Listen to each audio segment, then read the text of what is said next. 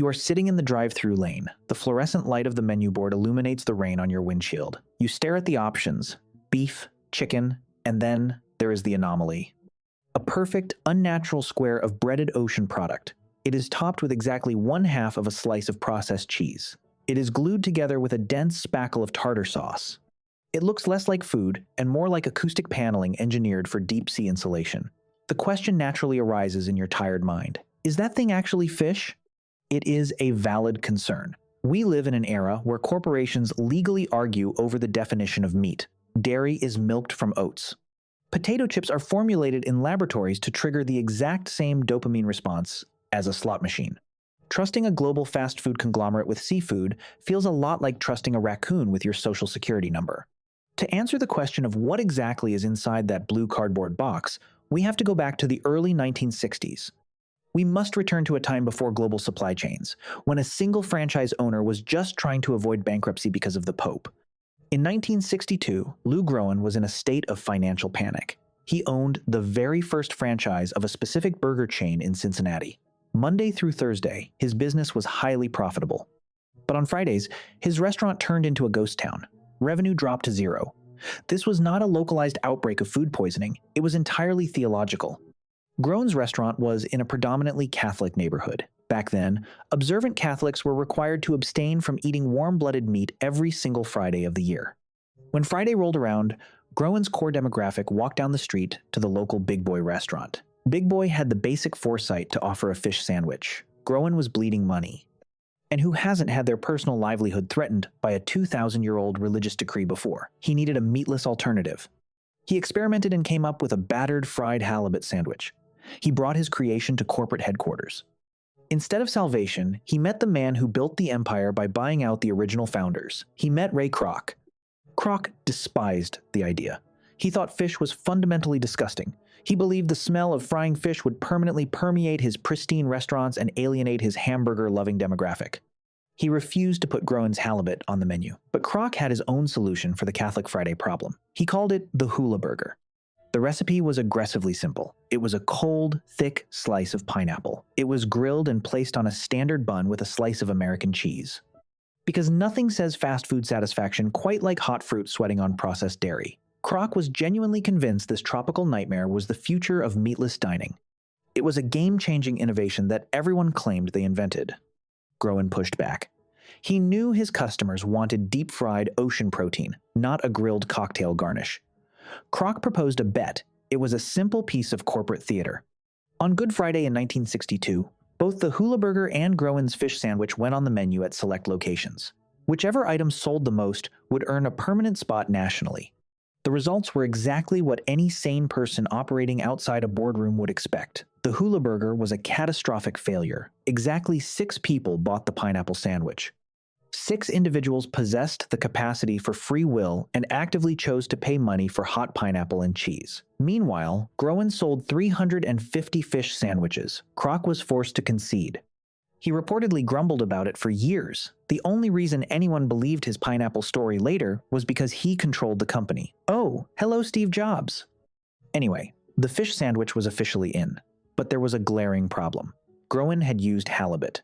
Halibut is a respectable, flaky white fish. It has dignity, which means it costs money. It pushed the retail cost of the sandwich to 30 cents.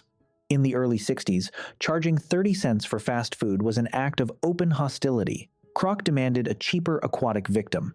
They downgraded to Atlantic cod. Cod was the absolute workhorse of the sea. It was cheap, abundant, and easily formed into required geographic shapes. For years, cod was the gold standard. But eventually, humanity industrialized our appetite. We overfished the Atlantic cod to the brink of commercial extinction. Prices skyrocketed. The corporation needed an endless, incredibly cheap supply of white fish to feed the endless hunger of the American suburbs. Enter the Alaskan Pollock. And here is where we finally answer the core question. Yes, the sandwich is actually fish. It is 100% wild-caught Alaskan Pollock. Now, Alaskan Pollock has a massive marketing problem. It sounds like a Victorian lung disease. You will never see pollock on a high-end menu, but it is the most heavily harvested food fish in the world. It breeds in massive, swirling schools in the freezing waters of the North Pacific. And most importantly, it costs practically nothing. There is another reason pollock is the perfect corporate fish. It is aggressively flavorless. Its flesh is a completely blank canvas. It tastes like cold water and the power of suggestion. This is absolutely perfect for fast food. The goal of a drive-thru is not to challenge the palate. The goal is to provide a consistent, non-threatening vehicle for heavily salted breading and fat-based sauces. Pollock offers zero resistance. The journey from a living pollock to the square patty in your cardboard box is a triumph of industrial efficiency. These fish are scooped up by massive factory trawlers the size of city blocks. Almost immediately after being hauled aboard, the pollock are mechanically decapitated. They are gutted and filleted by cold steel blades in seconds.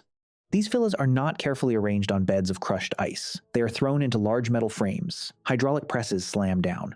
The fish fragments are forcefully compressed into solid blocks of flesh weighing 16 pounds.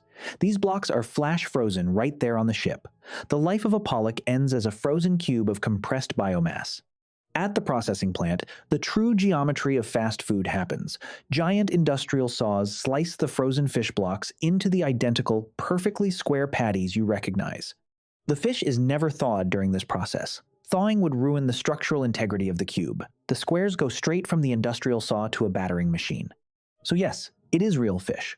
It is just real fish that has been hydraulically compressed into a geographic anomaly and sawed like cheap plywood. And if you haven't put it together, I'll do it for you. You are eating fish sawdust held together by freezing temperatures and breadcrumbs. But the fish is only 1/3 of the equation. If you have ever opened the bun of this sandwich and felt a profound sense of disappointment, it is likely because of the cheese. The corporation famously only puts half a slice of American cheese on the sandwich. If you ask corporate representatives why, the marketing department has a beautifully crafted excuse. They will tell you, with complete sincerity, that a whole slice of cheese would simply overpower the delicate flavor of the fish. Let us remember that this is the same Alaskan pollock chosen specifically because it has the flavor profile of wet paper. Big companies just put a fancy box on a stolen idea and call it innovation. Cutting the cheese in half saves the corporation millions of dollars a year. When you sell hundreds of millions of sandwiches, half a slice of processed dairy adds up to staggering retained wealth. They managed to convince the public that intense corporate penny pinching was actually a refined, chef-driven choice.